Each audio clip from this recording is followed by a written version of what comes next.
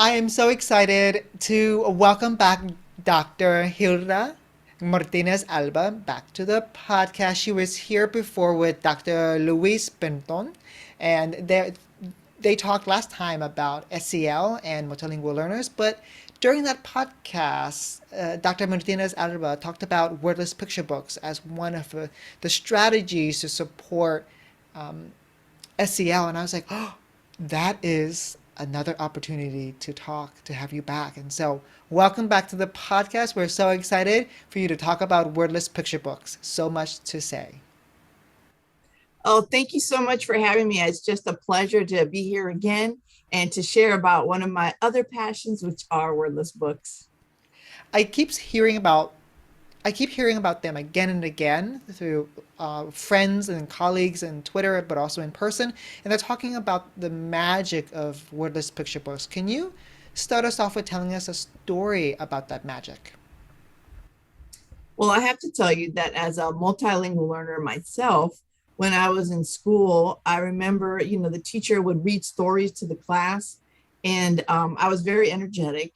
And so, between the fact that I didn't understand everything she said and that I was very energetic, I was always bored and I was like trying to jump around and, not really paying attention. But then finally, I came across a wordless book and I was fascinated as a child because I was like, wow, I don't have to read like the letters. I could just enjoy the pictures. And so it brought so much joy to me that when I became a reading specialist, which was always focused on multilingual learners, I wanted to spark that reading motivation with my students with the wordless books. And so I found that they know not only inspired my students, but then the families too, because the families didn't matter what language they speak, they could participate in the workshops. And so because the fact that they light up, I just keep using them and it just makes me so happy to share this joy. Yeah, I'm thinking if I was to go to another country and learn a language, and if someone put in front of me like the text with just letters, I would be so overwhelmed, and I would be at a disadvantage compared to someone who knows the text or the letters. But if you put pictures in front of me, we're all on equal footing, and right away we're not stressed. We feel like okay, there is some comprehension there. Let's talk about what is the seed for this book. Well, I was teaching a group of future reading specialists becoming focused on multilingual learners. And because the program itself provides certification for reading and for ESOL or English for speakers of other languages. And anyways, I was within that class, I was talking about wordless books and being, really excited about them and telling them, make sure you go to the library. And they were all excited to go to the library. That was going to be one of their assignments to pick as many wordless books as they could and bring them to class. And I told them around that time that I was putting in a proposal through TESOL Press to publish a book with lessons. And then it ended up that the proposal was accepted. So I came back to the class and I said, oh my goodness, my proposal was accepted. And I said, there was such a great group. I said, well, what about you all help me with the lessons? And so then it became even more inspiring. And so together, me and my class were able to create this book filled with 23 different lessons with 23 different wordless books. And we focused on reading, writing, listening, and speaking skills with all of the books. So it was really exciting to be able to do it with the whole group. So you structured the book around reading, writing, speaking, listening through wordless picture books. That is going to be Yes, so. yes. Would you tell us more about that?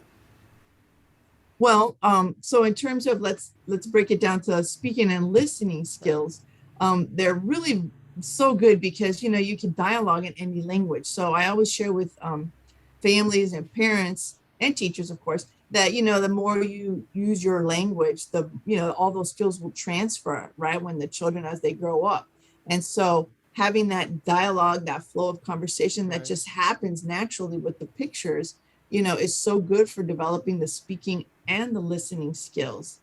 And then in the book, one of the lessons is focused on the book called Mirror. And so in the book Mirror, well, let me share it with you real quick just so you could see.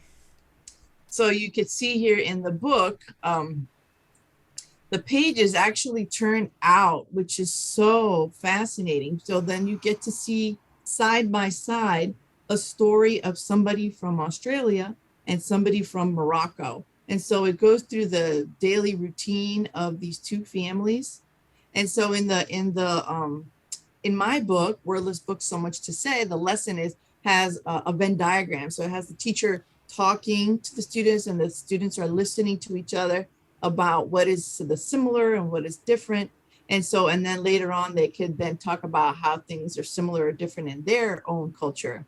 So that's one that I really love, That and I use for speaking and listening. And then for reading and writing, um, you know, something that's very simple that anybody could do, just, by picking up the book, you could have the students actually write the story, that comes to their mind.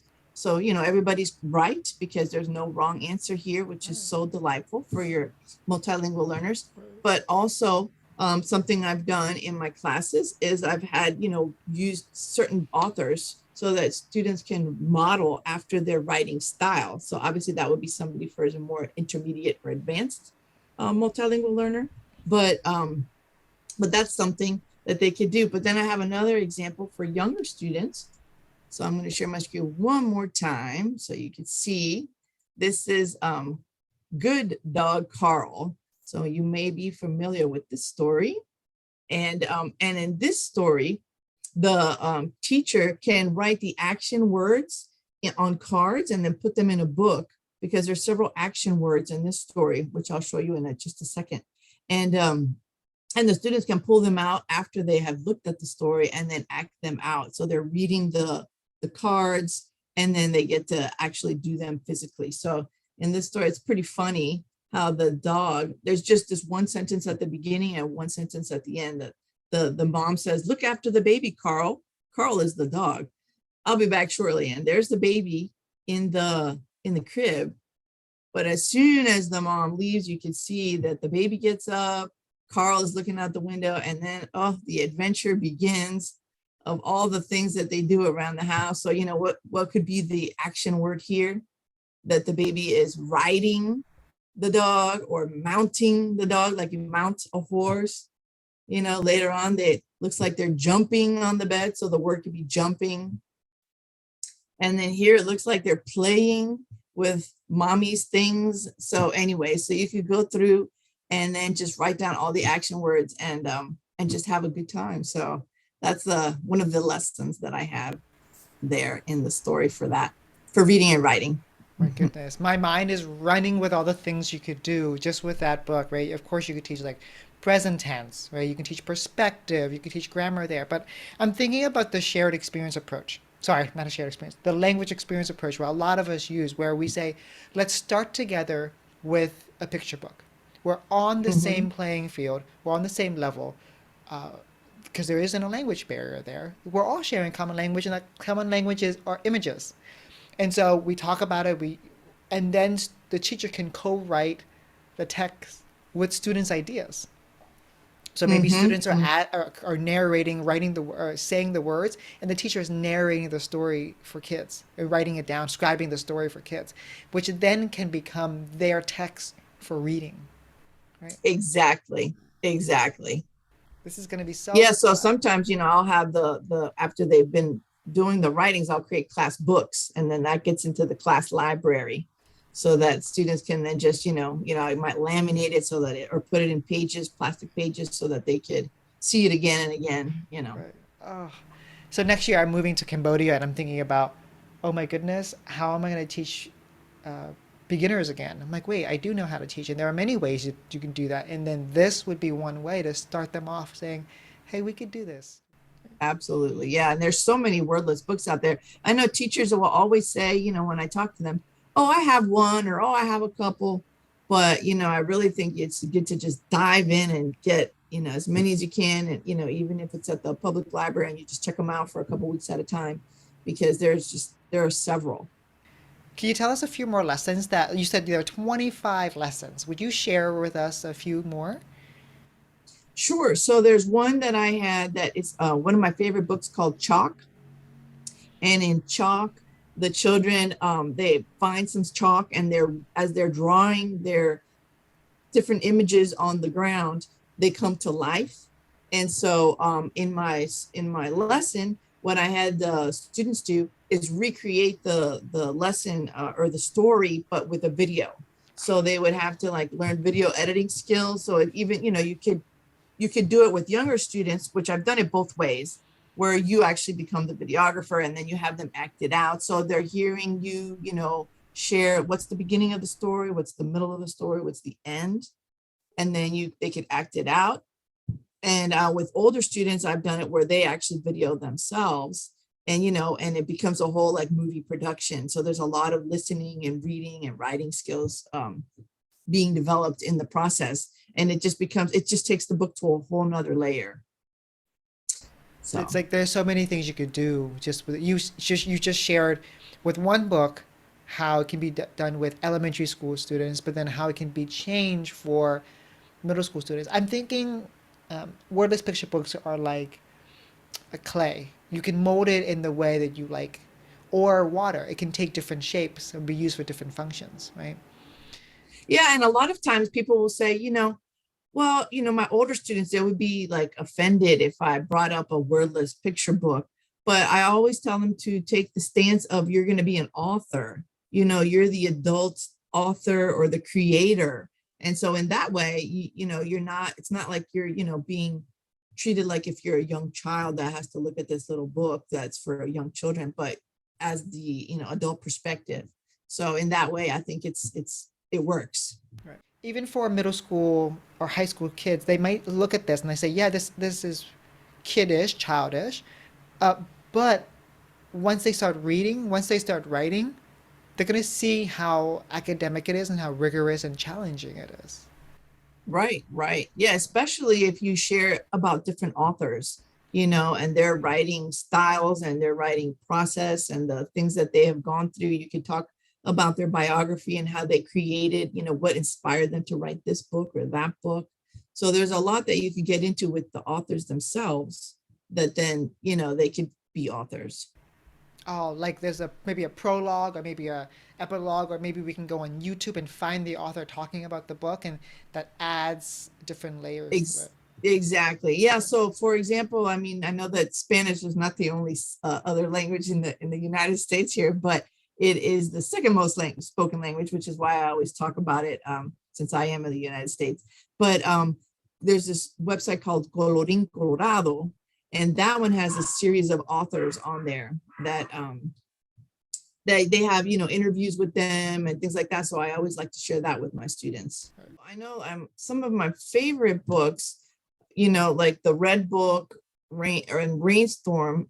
Well, Rainstorm is about a child that's goes through a tunnel. He finds a tunnel in his house. And then when he ends up on the other side, he meets these new friends, and they're like on an island, and they have a great time. But then he has to, of course, go back home, and then he's missing his friends. And so he figures, well, you know what, he could bring his friends over. But that opens the door of, a lot of students that might not have their families close by, might be missing their family. You can make that connection so that, so again, not one word in that book, but yet you could have such deep conversations from that story. The other one that reminds me of that kind of thing is the Red Book. And the Red Book is also one where the child is walking around and they find this book. And as they're looking in the book, they see somebody that's somewhere else. And that somebody is then looking at them, and they're looking at each other. So that, this person, the child that found the book, is in the snow. It looks like in the city.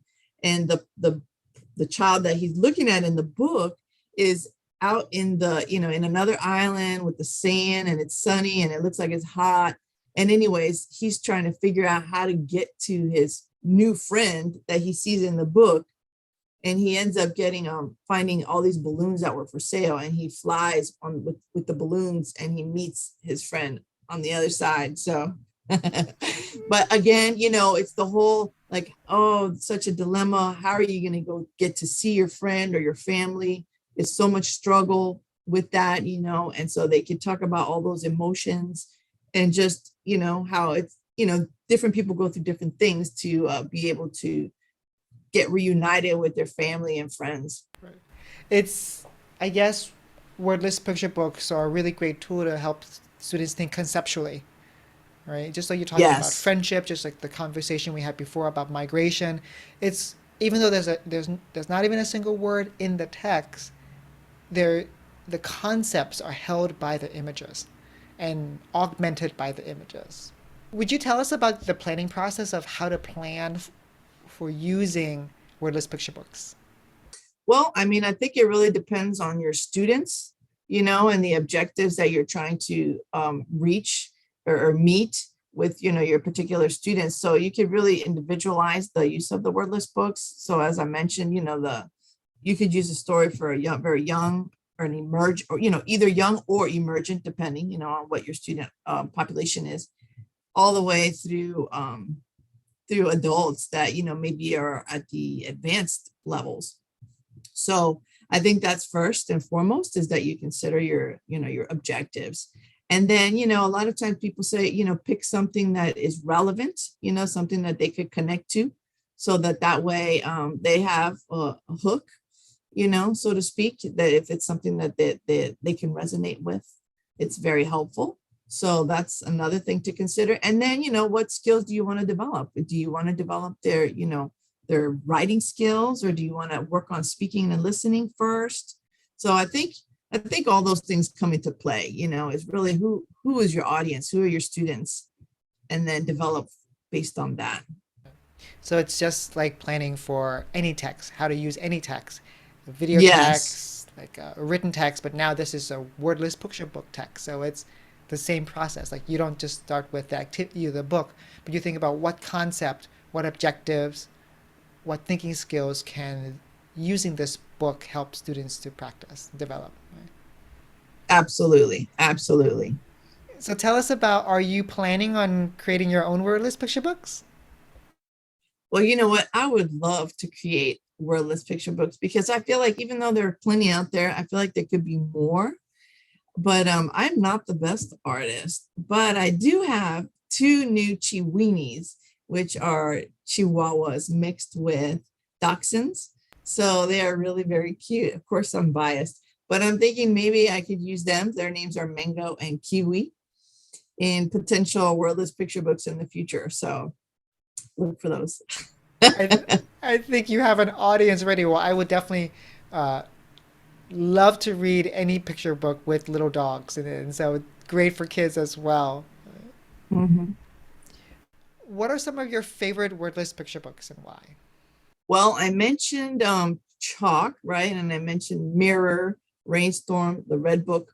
There's also Zoom is another one that I really like, because that one is really artistic.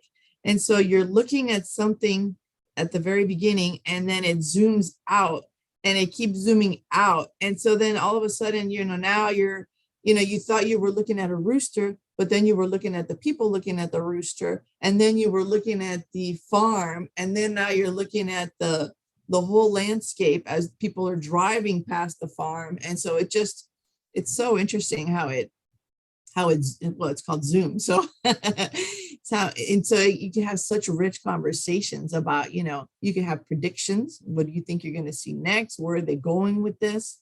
You can talk about how can you create a Zoom book?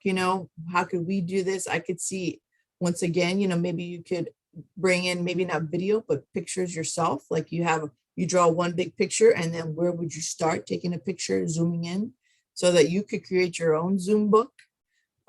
So anyways, that one is definitely up there on my list of favorites. Yeah, I can see ways of teaching perspectives with that book, right? Yes. Would you tell us about things? So you told us about things we can do with picture books. Can you tell us about things the other side?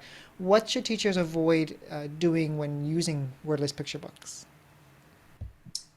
Well, that's a good question. Yeah, I mean, I think to something to avoid is, as I mentioned earlier, people always talk about how, oh, I can't share this with my older students. And so what I would avoid would be to treat them like if they were younger students, if you have adults or middle schoolers or high schoolers, and then, just show them the book, like, so that they can have a conversation about it without any preface about, how they are in an older role, as they are participating in this, so that they don't feel like you're babying them. So I would be very careful not to baby older students, so that they don't feel like, oh gosh, she's doing this because I don't know English. So I think that would be a something to be careful about. Always preface it so that the students feel like, oh yeah, even though I'm 15 or I'm 25, I understand why she's using this with me, right?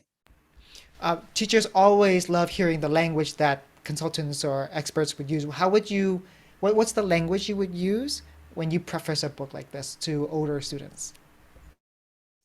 Well, I mean, I would start by saying, oh, look, this author created this book, um, based on, and then I would probably give them a little bit of background about the author and how they came up with this story, and then talk about how we are going to be authors today, let's say, for example. And so we're going to use this book, to then create our words to go with it, as authors would do. And then I might show other books, that maybe some of my other favorite authors, or the books that relate to that particular book, that actually do have words, so that they could see how the story could flow, again, depending on the objectives. And so that way, I could, really focus on the author piece, and then help them feel connected in that way.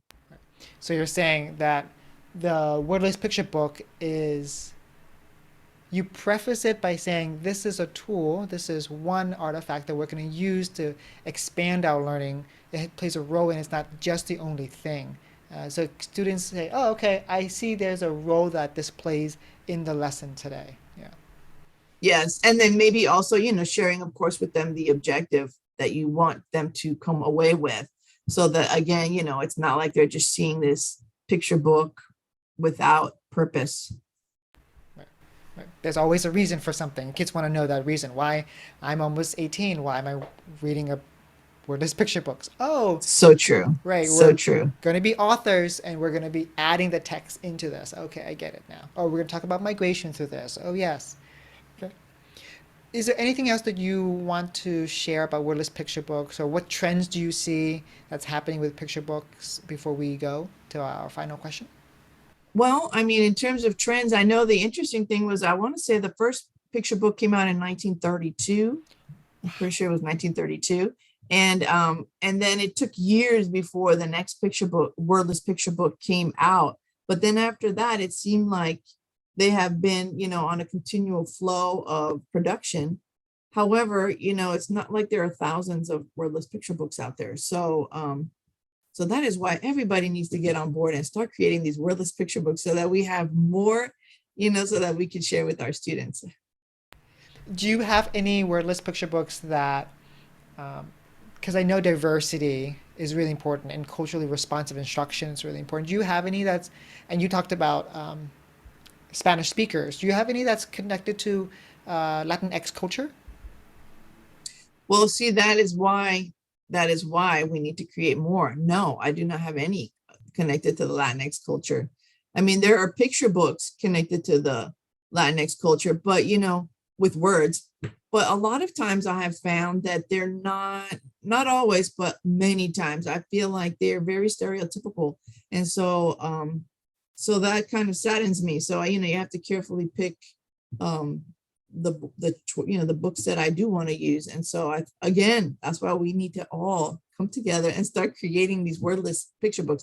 The other thing that I think is really important, and that's another topic, but is bilingual books. I feel like bilingual books, same thing. If they're just creating a book that's already in English, let's say, and then they're adding another language, fine.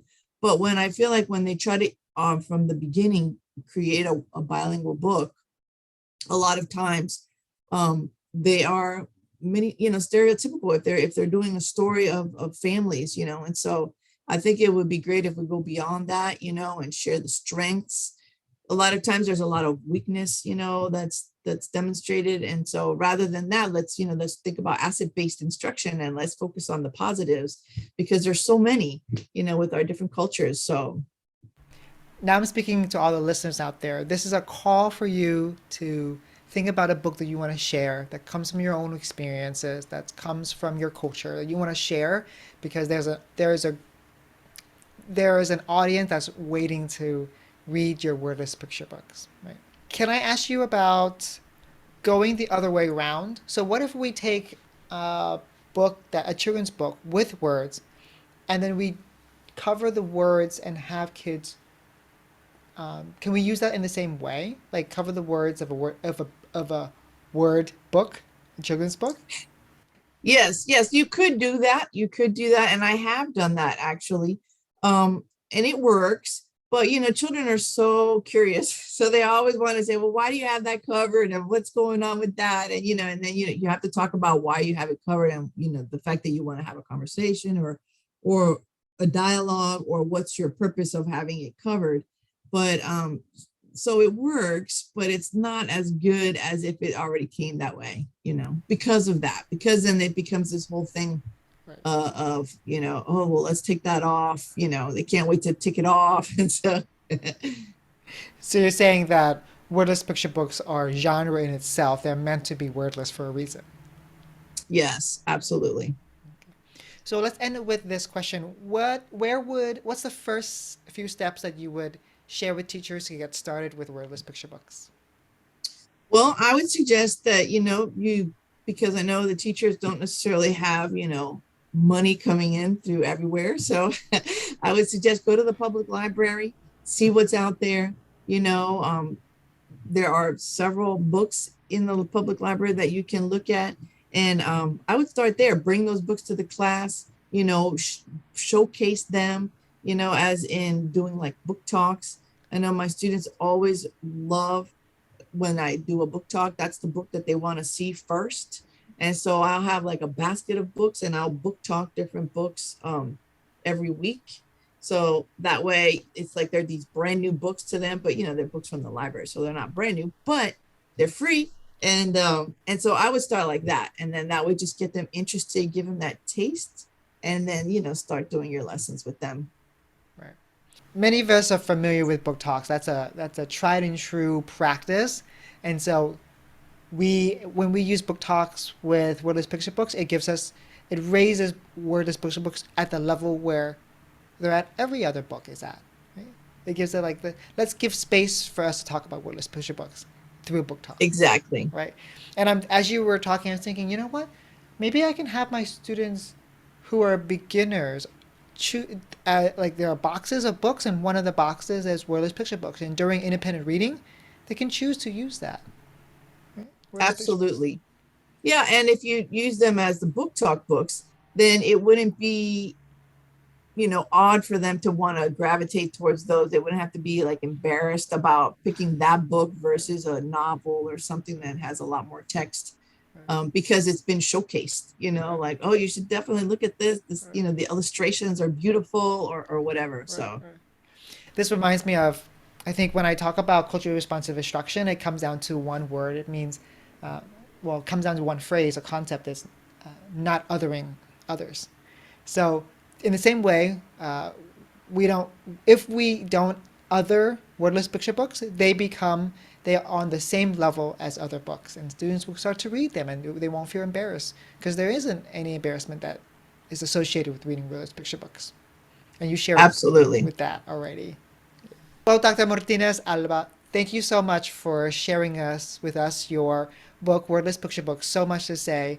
I can just imagine all the ways that teachers are going to use books. If I was right now on a drive to my school, I would be parking my car when I get there and going to the library and finding my librarian to help me find a wordless picture book. So thank you so much. Oh, thank you so much. And I really hope people start using wordless picture books as much as possible, And start writing them as well. and start writing them as well, because yes, we need to add to the collection. Oh, what's the process of writing a wordless picture book? We talked about that. I'll just include that in. Let me start over. So what's the process of writing a wordless picture book? Well, I think the process is probably pretty similar to any story that you would want to write. You probably want to start with an outline, so that way you have your structure, because even though there are no words, the pictures need to be in sequence. They need to, students need to be able to follow along the story. Unless you want it to be a wordless picture book where it's learning about different items. You know how sometimes you'll have like almost like an alphabet book. You have your apple for the first, and then the next one could be a ball. That could be a wordless book too. But if I'm thinking of actual story, you would want to, make sure you have the beginning, middle, end of the sequence, however your sequence might flow. But yes, I would definitely do that before starting to either take pictures or do the illustrations. But I know that you could publish your books with by seeking out different publishers that have similar books, and then writing them and asking if they're interested. Sometimes the publishers will want you to have an agent though. So I guess it really just depends on which publisher you're looking at. For those, so I'm writing my second book and I don't have an agent. So if teachers are out there who say, "Oh, I want to write a book," don't worry. If you have an agent, great. If you don't, just send emails and let's see what happens. Absolutely. I totally agree with that, because an email is quick for you and it'll tell you your answer that you want to know. And yes, there are many publishers that don't require an agent. Right, right. Okay. Well, Dr. Gilda Martinéz-Alba, thank you so much again for coming on the podcast to talk about wordless picture books. I know that now you are giving us a lot to talk about with our colleagues when thinking about instruction for multilingual learners at all stages.